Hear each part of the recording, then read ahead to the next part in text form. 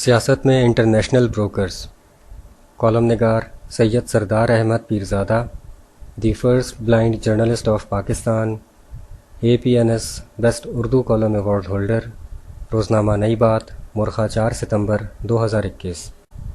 کچھ لوگ نوجوانی یا طالب علمی کے دوران پاکستان کی سیاست میں آئے اور عروج کے آخری روم تک گئے۔ یہ شاید اتفاق ہے کہ ان سب کے سفر سیاست، عروج، زوال اور مقامی یا انٹرنیشنل ایجنسیوں سے تعلقات کی داستانیں آپس میں ملتی جلتی ہیں۔ ایسے سیاستدانوں کی مثالوں میں شیخ مجیب الرحمن، ذوالفقار علی بھٹو، الطاف حسین، بے نظیر بھٹو اور نواز شریف وغیرہ شامل ہیں۔ شیخ مجیب الرحمن نے اپنی سیاست کا آغاز قیام پاکستان کے فوراً بعد طالب علم رہنما کے طور پر کیا۔ انہوں نے مشرقی پاکستان مسلم اسٹوڈنٹس لیگ قائم کی۔ بعد ازاں مختلف سیاسی موڑ کاٹتے ہوئے عوامی لیگ میں شامل ہو گئے۔ ان کی 6 نکاتی تحریک مشرقی پاکستان کی علیحدگی کا باعث بنی۔ شیخ مجیب الرحمن شعلہ بیان مقرر تھے۔ انہیں اپنی بات کو سیاسی ٹوئسٹ دینا آتا تھا۔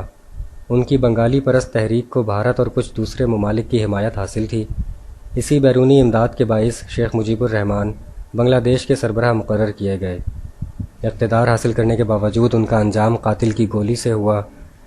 نوجوان ذوالفقار علی بھٹو پاکستانی سیاست میں آئے تو چند برسوں میں ہی وہ اس محاورے کی عملی مثال بن گئے کہ وہ آیا، اس نے دیکھا اور فتح کیا۔ ذوالفقار علی بھٹو بھی شعلہ بیان مقرر تھے۔ انہیں بھی سیاسی باتوں کو ٹوئسٹ کرنے پر کمال قدرت حاصل تھی۔ وہ مقامی ایجنسیوں کی عمدہ پروڈکٹ کے طور پر حکومتی ایوانوں میں داخل ہوئے، لیکن جلد ہی انٹرنیشنل ایجنسیوں کے ڈارلنگ بن گئے۔ اس کی ایک وجہ ان کا مغربی تعلیم یافتہ ہونا بھی تھا، جو انٹرنیشنل بروکرز کے لیے بہت قابل قبول تھا۔ جو ہی انہوں نے بہت زیادہ انٹرنیشنل خود اعتمادی حاصل کی، مقامی ایجنسیاں ان سے مشکوک ہونا شروع ہو گئیں۔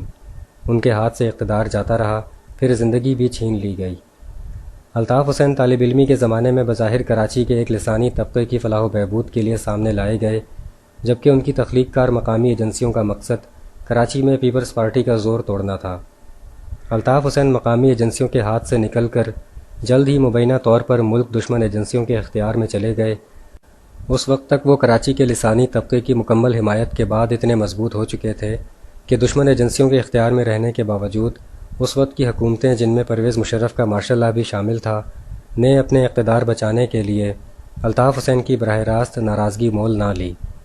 تاہم چند سال پہلے الطاف حسین کے بارے میں حتمی فیصلہ کر لیا گیا اور انہیں ان کی معذور صحت کے حال پر چھوڑ کر ان کی جماعت MQM کو بظاہر پاش کر دیا گیا یا بانچ کر دیا گیا۔ بے نظیر بھٹو اپنے قیدی والد ذوالفقار علی بھٹو کے مصیبتوں کے دنوں میں سیاسی افق پر ظاہر ہوئیں۔ مقامی اور انٹرنیشنل سطح پر بے نظیر بھٹو کو توجہ ملنے کی کچھ اہم وجوہات یہ تھیں کہ وہ ایک نوجوان خاتون سیاسی لیڈر تھیں۔ وہ لبرل اور ماڈرنزم کی پہچان بن رہی تھیں۔ وہ اپنے مقتول والد ذوالفقار علی بھٹو کی مظلومیت کی سیاسی ہمدردیاں حاصل کر چکی تھیں۔ وہ اپنے والد ذوالفقار علی بھٹو کی طرح زرخیز سیاسی ذہن کی مالک تھیں، اور سب سے اہم یہ کہ وہ اپنے والد ذوالفقار علی بھٹو کی طرح مغربی تعلیم یافتہ تھیں۔ جب بے نظیر بھٹو سیاست میں سرگرم ہوئیں تو اس وقت پاکستان کی سیاست میں ضیاء الحق کا ماشاء اللہ اپنا عروج دیکھ چکا تھا اور واپسی کے سفر کا سامان باندھنے والا تھا۔ اس موقع پر منطقی تقاضوں کے مطابق کسی سیاسی لیڈر کو ماشاء اللہ کی جگہ سیاسی خلا پر کرنا تھا۔ مقامی ایجنسیوں کے نزدیک بے نظیر بھٹو اس معیار پر پورا اترتی تھیں، جبکہ انٹرنیشنل ایجنسیاں بھی خاموشی سے بے نظیر بھٹو کے حق میں شادیانے بجا رہی تھیں، کیونکہ اپنے والد ذوالفقار علی بھٹو کی طرح وہ بھی لبرل اور ذہین ہونے کے ساتھ ساتھ مغربی تعلیم یافتہ تھیں، جو انٹرنیشنل بروکرز کو بہت سوٹ کرتا تھا۔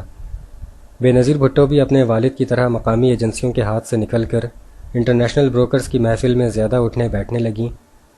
انہیں وارننگ کے طور پر 2 مرتبہ حکومت سے فارغ کیا گیا، لیکن بے نظیر بھٹو کا انٹرنیشنل بروکرز کے ساتھ اوور کانفیڈنس انہیں زندگی سے دور کر گیا۔ ذوالفقار علی بھٹو اور بے نظیر بھٹو اس نقطے کو اوور لک کر گئے کہ انٹرنیشنل بروکرز اپنے مفادات کے لیے ہمیشہ بہتر سے بہتر اور ایک سے دوسرے کی تلاش میں رہتے ہیں۔ نواز شریف بھی جوانی میں ہی مقامی ایجنسیوں کی محبوبہ بن گئے اور وہ تمام لاڈ پیار حاصل کیے جو عاشق معشوقوں کے لیے فراہم کر سکتے ہیں۔ نواز شریف کی انٹرنیشنل بروکرز کے میرٹ پر کم پورا اترنے کی سب سے بڑی ڈسکوالیفیکیشن یہ تھی کہ وہ مغربی تعلیم یافتہ نہیں تھے۔ نواز شریف انٹرنیشنل بروکرز کے لسانی و تعلیمی تعصب کا آسانی سے نشانہ بنے رہے۔ نواز شریف نے جب سول سپریمیسی کو سپر کرنے کی کوشش کی تو وہ مقامی ریڈ لائن کراس کر گئے۔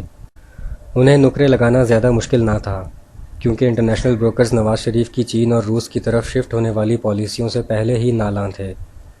دوسرا یہ کہ وہ مغربی تعلیم یافتہ نہ ہونے کے باعث ذوالفقار علی بھٹو اور بینظیر بھٹو کی طرح انٹرنیشنل بروکرز کے کلچر فیلو نہ تھے۔ نواز شریف کا انجام بھی اب اکیلے بیٹھ کر یادوں کے خونی منظر دیکھنے جیسا ہی لگتا ہے۔ ہم نے یہ جملہ اکثر سنا ہے کہ تاریخ اپنے آپ کو دہراتی ہے۔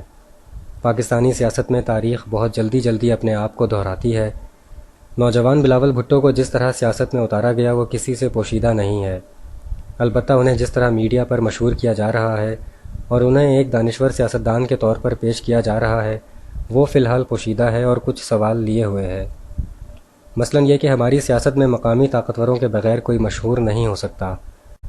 بظاہر پیپلز پارٹی نیب اور عمران خان کے ریڈار پر سرخ نقطے کی مانند ہے، لیکن بلاول بھٹو کا بڑھ چڑھ کر میڈیا پر چڑھے رہنا کیا کسی خاص نکر کی مستقبل کی منصوبہ بندی کا پارٹ ہے؟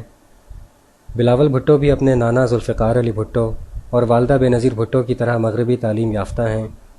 یہ کوالیفیکیشن انٹرنیشنل بروکرز کو بہت سوٹ کرتی ہے۔ کیا انٹرنیشنل بروکرز بھی مستقبل میں بلاول بھٹو کے حق میں اپنا وزن ڈالنے کے لیے تیار ہو رہے ہیں؟ اگر بلاول بھٹو کے حوالے سے یہ سب کچھ درست ہوا تو 2013 کے بعد عوام کو اتنی سیاسی ذہنی اذیت دینے اور اتنے اکھاڑ پچھاڑ کرنے کی کیا ضرورت تھی؟ اور اگر بلاول بھٹو کے حوالے سے یہ سب کچھ درست ہوا تو کیا پاکستان سیاست کے اعتبار سے واپس 50 کی دہائی میں جا کھڑا نہیں ہوگا؟ شکریہ۔ The end.